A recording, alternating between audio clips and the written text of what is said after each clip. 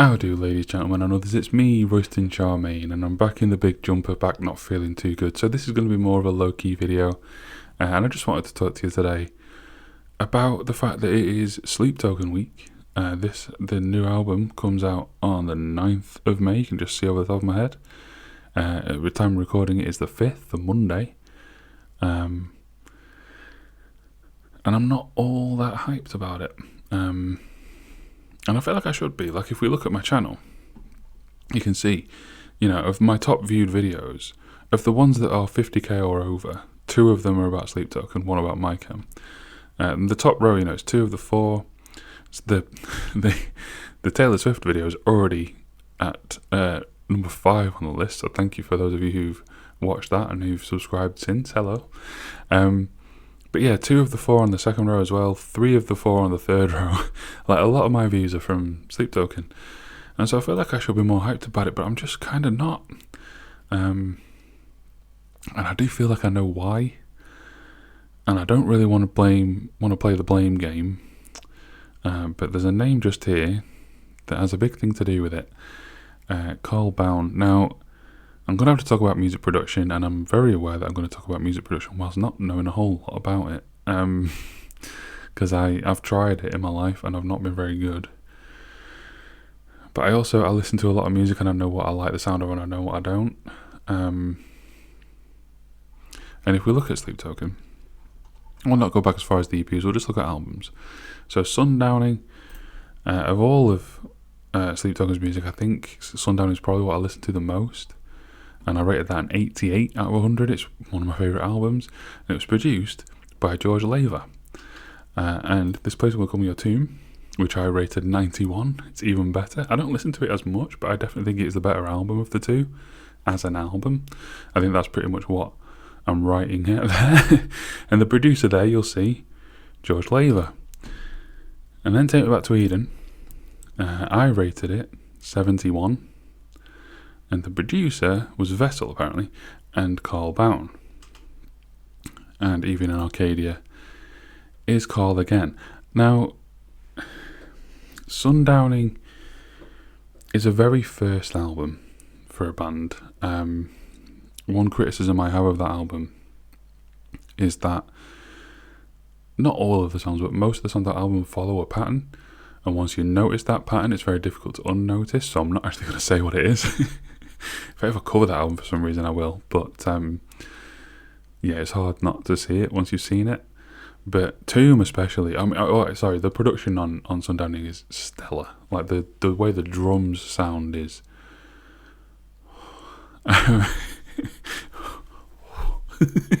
But Tomb is all of that again. Apart from the pattern is gone, and what has been added in its place is this underwater theme, which runs throughout the album, and it's present in every song without becoming, no pun intended, saturated. And it's just so well produced. It's fantastic. Eden, not so much. Eden, the production's a little spotty for me. The drums don't sound anywhere near as good. The sound in general is a bit muddier to my ear. And there's only one bit of personnel that really changed. And so we kind of have to look at Carl. And if we click on Carl on here, I'm sure he's produced more than just this. But all he's credited for on here is being a mixing engineer on Even in Arcadia. And then a producer on these 2 albums. Some singles, one by Forever the Night. And a couple of Bullet for My Valentine not so great era albums. And that's all he's credited for. And that isn't looking too great.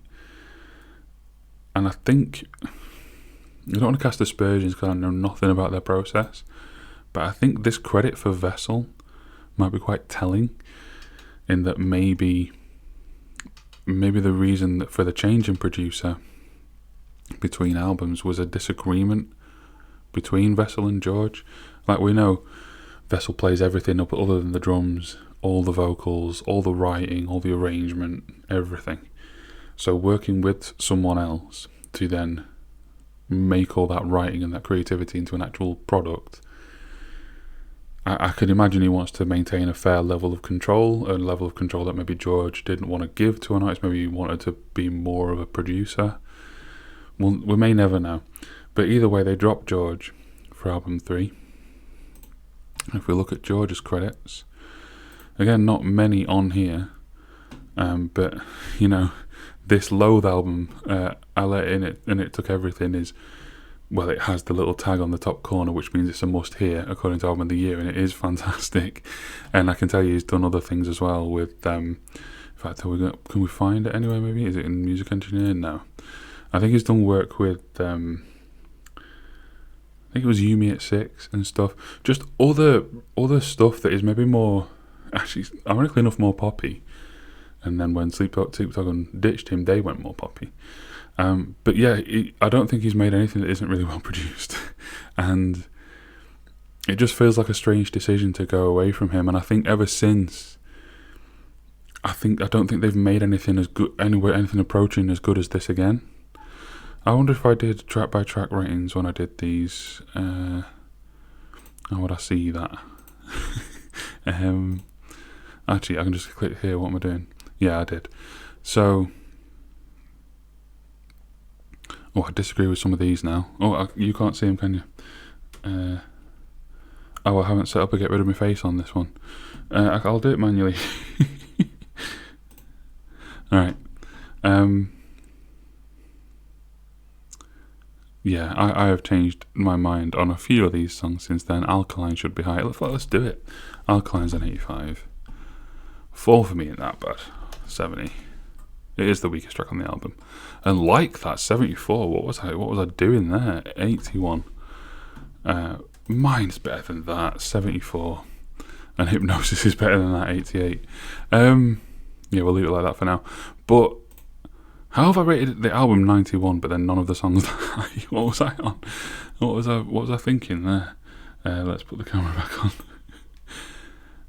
But anyway, the songs on here they're just better.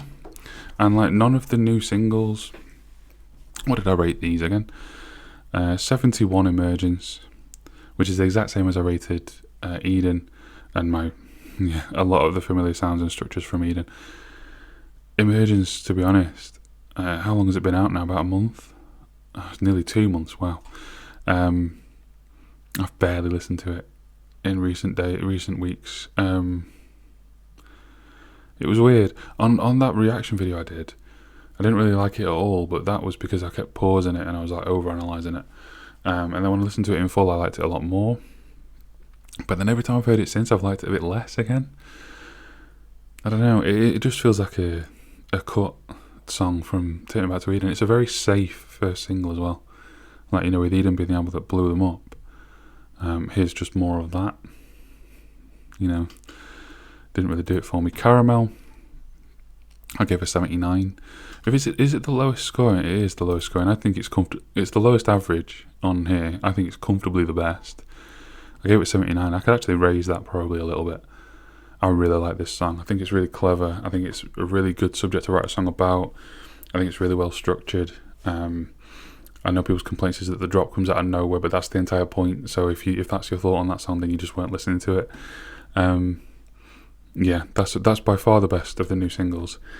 And then Damocles, in my reaction, I was pretty positive. I gave it a 78, only 1 point lower than I gave Caramel. It's been out for maths 10 days. Yeah. I've barely listened to it. It was a nice ballad, a nice piano ballad, and I enjoy a nice piano ballad. Piano ballad. I'm so tired. I didn't sleep last night at all. But I haven't really listened to it since, and I don't know. And it's not like I haven't been listening to Sleep Token since. I've been listening to Sundown and Tomb. I don't know. I just feel like... See, my path to this band, I think, was similar to a lot of yours. In that I'd kind of heard of them, and I'd heard odd songs from them. I think I'd heard Gods. And I think I'd heard Alkaline. But I'd never really, dove in. And then Eden came out. And someone recommended I listen to the album. They were saying it's like the best album ever, and then I was seeing it everywhere, like seeing all the reaction YouTubers, which I've now become, making videos about it.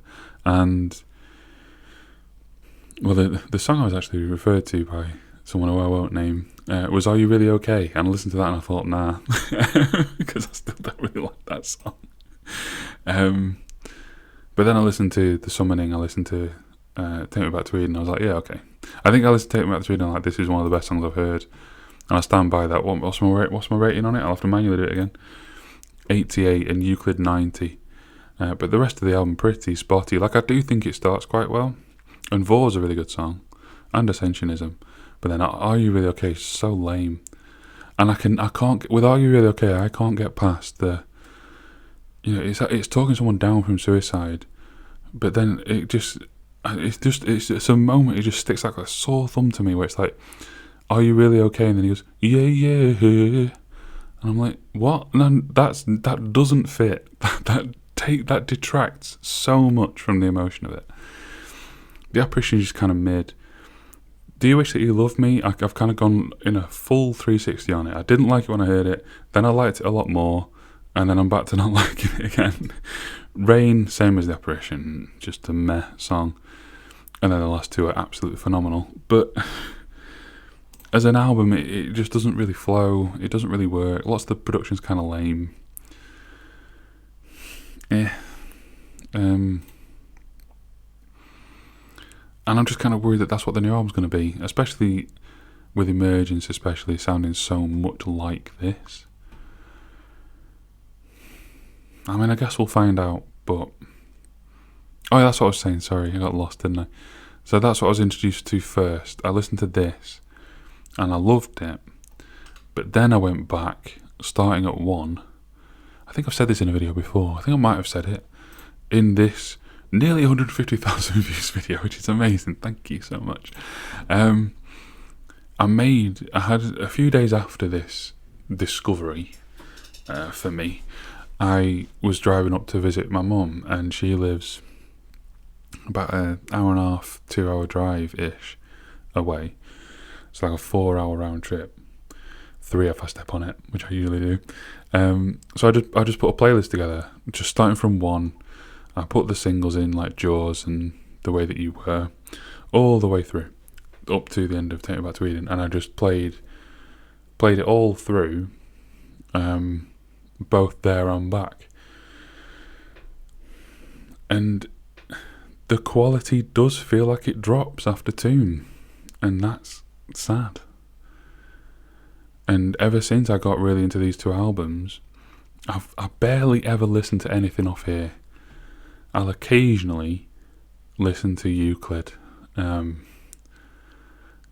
often after I've listened to The Night Does Not Belong to God, and then I'll listen to Euclid as well. But I listen to the EPs more than Eden, especially When the Bow Breaks. Another plug for When the Bow Breaks. If you're a newer fan and you haven't listened to EP1, do it. It's really, really good. What did I rate it? 83. So it's 12 points better than Take Me Back to Eden, in my opinion. But yeah, I'm worried. I am worried for this. But maybe this is a good thing. Maybe my pessimism is a good thing. Maybe my expectations being low is a good thing. I feel like a lot of people coming into this album, off the back of Take Me Back to Eden, have really high expectations for it. And I feel like maybe some people might be disappointed. But I feel like I'm in a position, maybe, because my expectations are actually fairly low, maybe I'll be pleasantly surprised. Who knows? Well, there's some more Sleep Token related waffle. You know I love to do these. I hope you enjoy listening to me chat bullshit and forget what I'm talking about and lose my thread here and there on a night when I've been awake, day when I've been awake all night. I need better quality sleep. Anyway, I've been Roasting Charmaine, and from me and my channel founder Trin Exists, until the future, please do drive safe.